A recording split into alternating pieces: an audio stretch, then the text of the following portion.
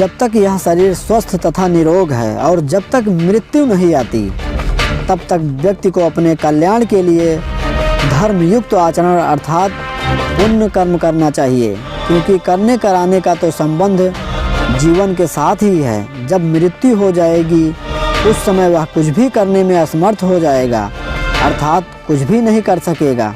किसी को इस बात का ज्ञान नहीं कि मनुष्य का शरीर कब रोगों से घिर जाएगा। उसे यह भी नहीं मालूम कि मृत्यु कब होने वाली है। इसलिए मनुष्य को चाहिए कि जब तक वह जीवित है अधिक से अधिक पुण्य कर्म करे, क्योंकि करने कराने का संबंध तो जीवन के साथ ही है। जब मृत्यु हो जाएगी तब सारे विधि निषेध निरर्थक हो जाते हैं। विद्या में कामधेनु के गुण होते हैं, उससे असमय ही फलों की प्राप्ति होती है।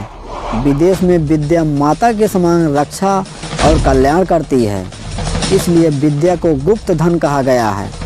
गुप्त धन वह होता है जिससे मनुष्य संकट के समय लाभ उठा सके, इसलिए चाणक्य ने विद्या को गुप्त धन कहा है और उसकी उपमा कामधेनु से की है। कामधेनु उसे कहा जाता है जिससे मनुष्य की सभी इच्छाएं पूर्ण होती हैं। उससे उस समय भी फलों की प्राप्ति होती है जब देश काल के अनुसार फल प्राप्ति संभव ना हो।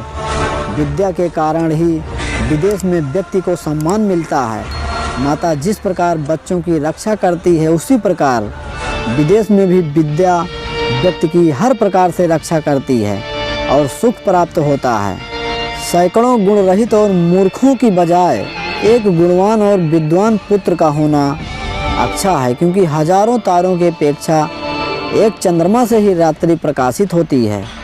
सैकड़ों मूर्खों पुत्रों की अपेक्षा एक विद्वान और गुणों से युक्त पुत्र से ही पूरे परिवार का कल्याण होता है। रात्रि के समय जिस प्रकार आकाश में हजारों तारागण दिखाई देते हैं, परंतु उनसे रात्रि का अंधकार दूर होने में सहायता नहीं मिलती, उसे तो चंद्रमा ही दूर कर पाता है।